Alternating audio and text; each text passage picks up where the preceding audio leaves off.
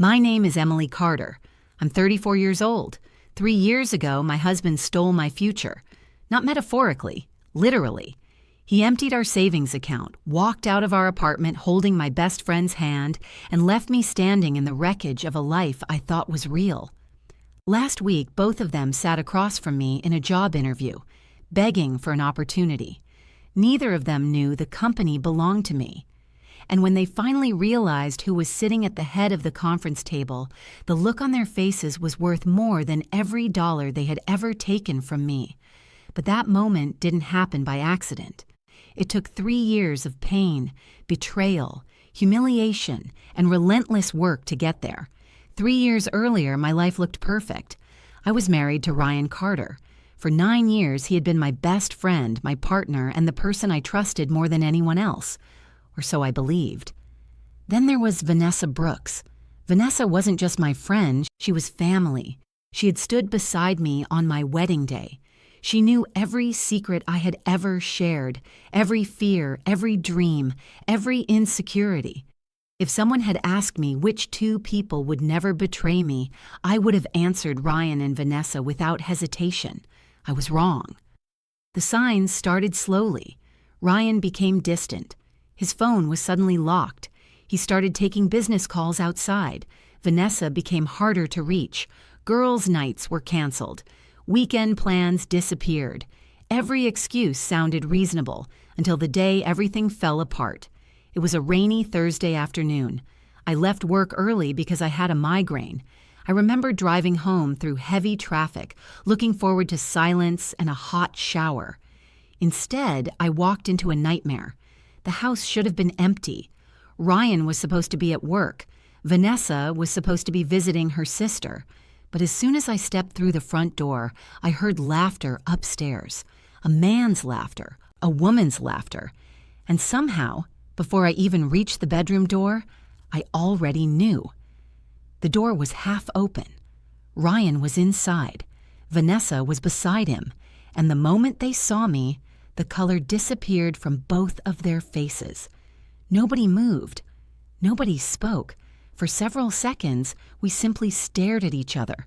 Then Ryan said the most insulting word imaginable, Emily. As if my name could somehow fix what I was seeing, as if there was an explanation that would make any of this acceptable. Vanessa immediately started crying. The tears came fast, too fast, the kind of tears people cry when they are caught, not when they are sorry. And that was the moment I realized something important. These weren't 2 people overwhelmed by guilt. These were 2 people terrified of consequences. I asked only one question. How long? Neither answered. Ryan looked at Vanessa. Vanessa looked at the floor. The silence felt endless. Finally, she whispered, 8 months? 8 months. 8 months of dinners together. 8 months of birthday celebrations. 8 months of hugs, smiles, inside jokes, and lies. 8 months of watching me trust them while they laughed behind my back. Something inside me shattered, not dramatically, not loudly, just completely. Then Ryan made it worse.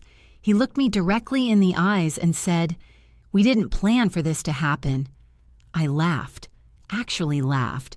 Because hearing a cheating husband and a backstabbing best friend describe an 8-month affair as something that simply happened was so ridiculous it almost sounded like a joke.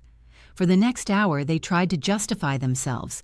They talked about feelings, connection, chemistry, soulmates, every selfish excuse people use when they want to avoid responsibility. Then Ryan packed a suitcase and left the next morning, and Vanessa disappeared from my life. 6 weeks later, they were officially dating. 3 months later, they moved in together. And everyone expected me to fall apart. The truth? For a while, I did. I cried myself to sleep. I stopped answering calls. I questioned every memory I had, every anniversary, every vacation, every happy moment. Because betrayal doesn't only destroy trust, it destroys reality. You begin wondering whether anything was ever real. Then 6 months later, I discovered something even worse. Ryan hadn't only stolen my marriage, he had stolen my money, Nearly $80,000 had vanished from our joint accounts, money we had spent years saving, money meant for our future. And suddenly my heartbreak became anger. Cold, focused, dangerous anger. That was the day I stopped being a victim and started becoming a problem. I hired the best attorney I could afford. I investigated every financial record, every account, every transaction. And what we uncovered was far worse than I imagined. Ryan had been lying for years. Secret debts, hidden transfers, unauthorized withdrawals. The affair wasn't his first betrayal. It was simply the first one I discovered. The divorce battle lasted 11 brutal months. In the end, I won. The court ordered him to repay what he stole. His reputation collapsed. Several professional relationships disappeared overnight. And for the first time, Ryan learned that actions have consequences. But that wasn't revenge. The real revenge was still coming.